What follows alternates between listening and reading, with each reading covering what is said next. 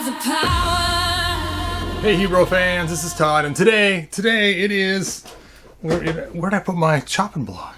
Oh, I set it down somewhere, I don't know where. I had my, oh there it is, it fell down. Today is chopping time. Yes, and I'm going to chop two figures. Oh, look at these. Yes, it is both the comic versions of Tri-Klops and Trap Jaw, and they are on the chopping block today.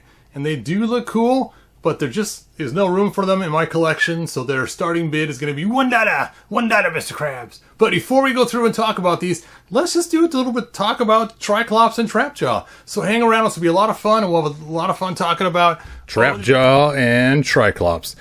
Now, you've heard me many times confuse these guys' names back and forth. I know who they are, but sometimes... Oh, there goes the dominoes.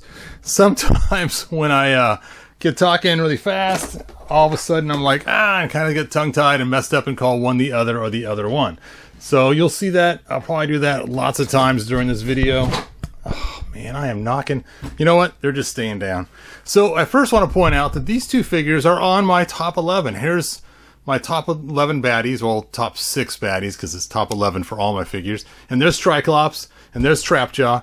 And it's annoying is sometimes Trap Jaw doesn't have all his parts. And this is one of the examples where he's missing his arm piece and his jaw. And there are some pictures from the back of the card art that does actually have them on there. And I need to find that one and fix this picture someday. Anyway, I just wanted to show they are in my top 11. And at first I was going to go through one figure all the way through and then the other. But I realized that's kind of tough because then you're stuck watching me go through one all the way through and then the other one all the way through. So let's just go and start off with these. First of all, I want to show the ones that are for sale. And here we go. Here is Tri-Klops. And he's pretty cool. He was this, I think you had to buy him on the Mattel website and he sold out pretty quick.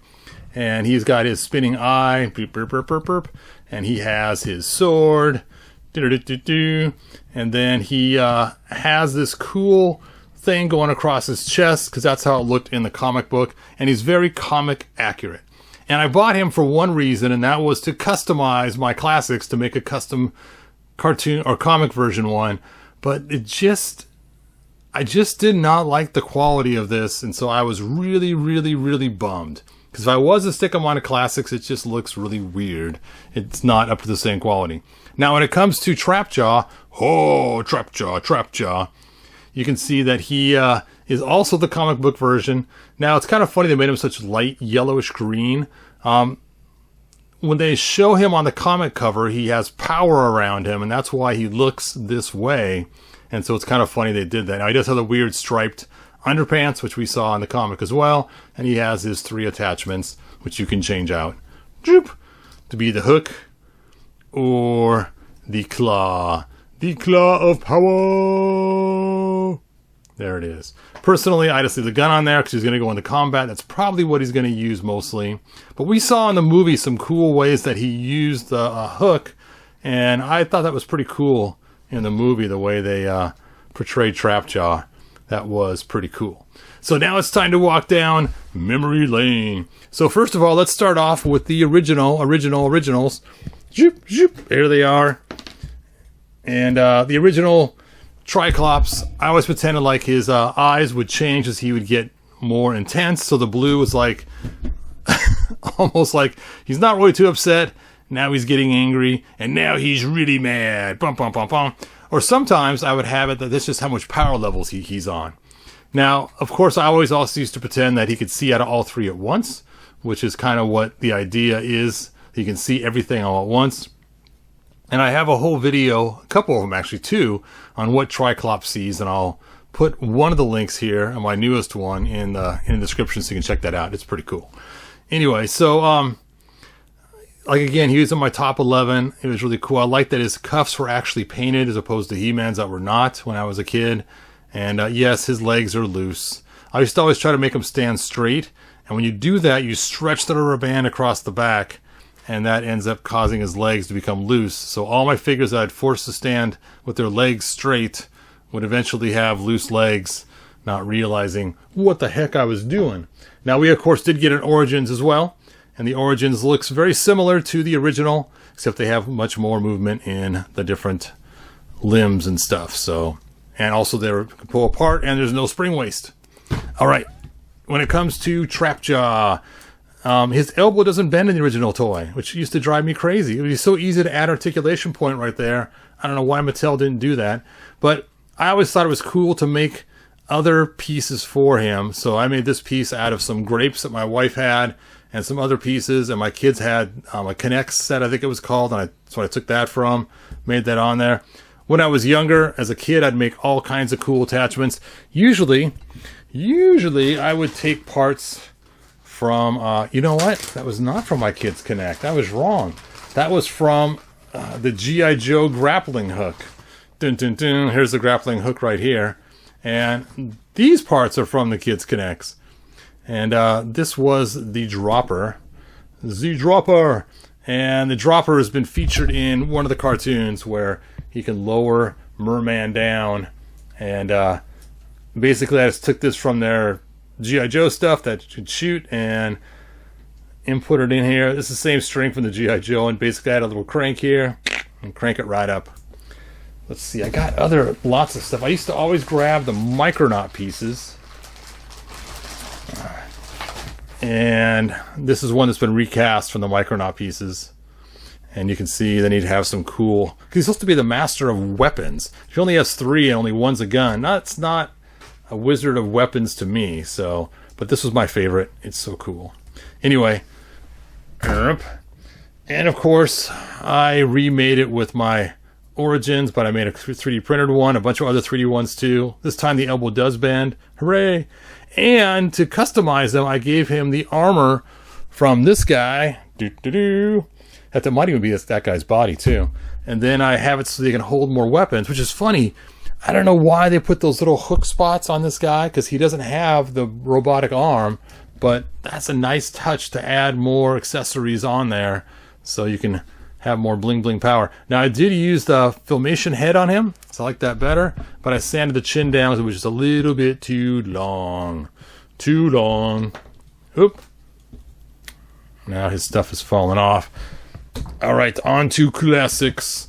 With classics, I got this thing from Spy Monkey, and they made their own version, and this comes apart right here, and it has a gun that can attach all his stuff on there. This goes right on his hand, and of course this is the Kronos version, and I made his own cool weapon I 3D printed a long time ago on a place called Shapeways, and I designed it, and it's supposed to match the cartoon 2000X where he had that cool mace, and I made it so it's tapered in such a way that his closed hand can hold it down here, and his open hand can hold it up higher, so it works in both hands. Ooh, ah. The cleverness of me. Yes, I love Peter Pan, in case you didn't know. All right. And here is the other classics. Boom, ba-dum. And at this one here, I got a different one in there. It's not Spy Monkeys. I think it's an official one from the Filmation version. I think I painted it black. Let's take a look here. Yes, it came pink originally. I painted it black, but it's nice they actually gave us an official one eventually, so I used that. But of course, I also made my own custom one for it, and a bunch of other cool custom things, including this cool grabber claw, which we saw in the cartoon for him to grab some little rock from a distance. And I made all kinds of really cool accessories. You can check out my website and see them all. Anyway, fun stuff. That's what's so fun about Trap Jaws. You can interchange and interchange and interchange and do so much. All right, on to this side. I talked about the original. Here's the classics. Here is the classics. And the classics was kind of cool. I loved his eyes, the way they looked. I used to have a little green piece that would go in here. It looked like he was shooting a green laser. But then I also have this here. I think it was from a Boba Fett. And I think it fits in the red eye. There we go. Ba-choo! Like he's blasting somebody. And then I made my own for my Zodak gun, but it also works in here. No, it doesn't work in here. It's too big. Anyway, it glows in the dark. Hot glue. Glow in the dark hot glue before I got into 3D printing.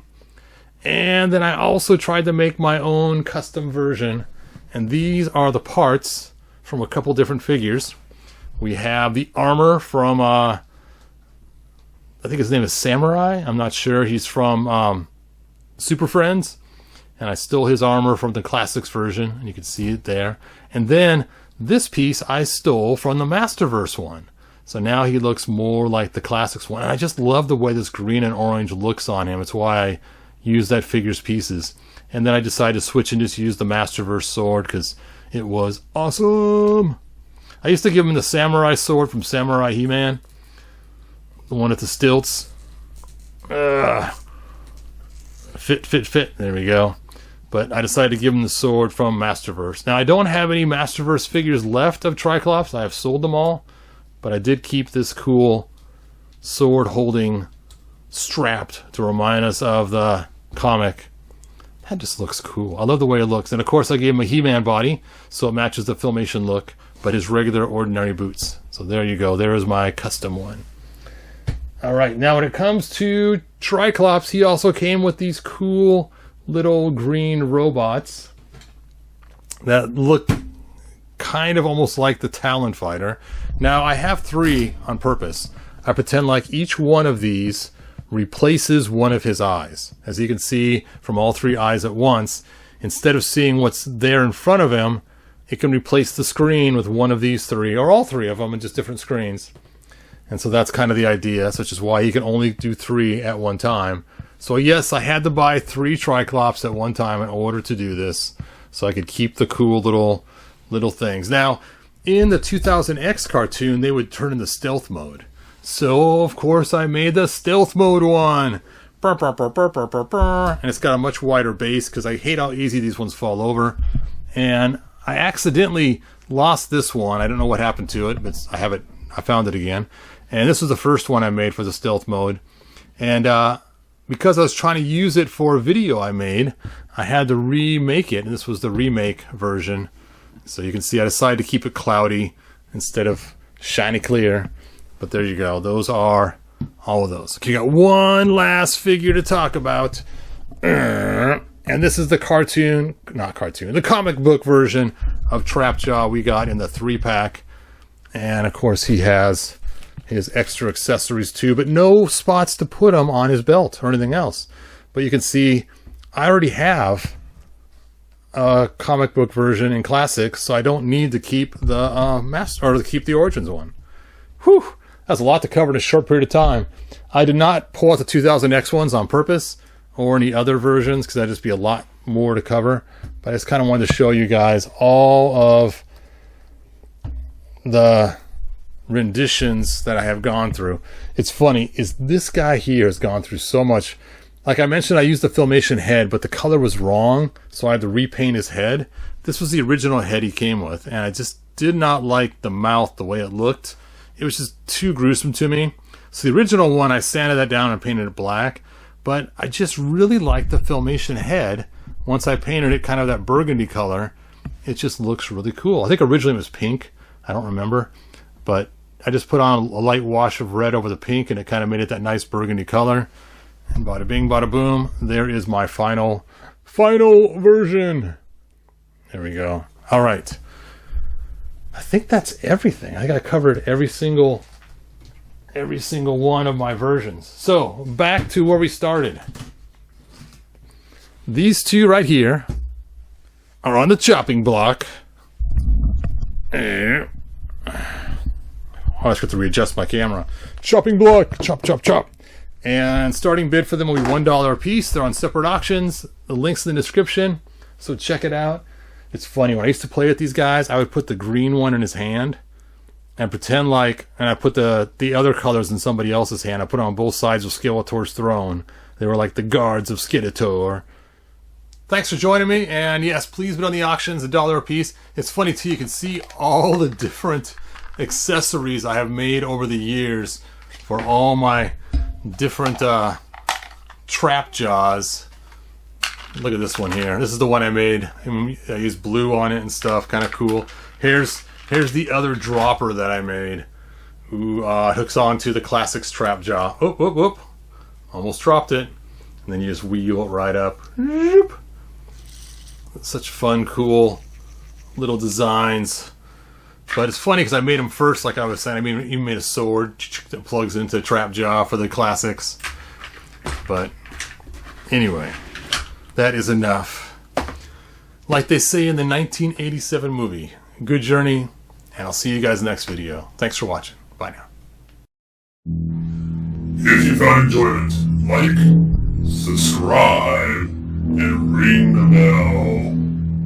Do it!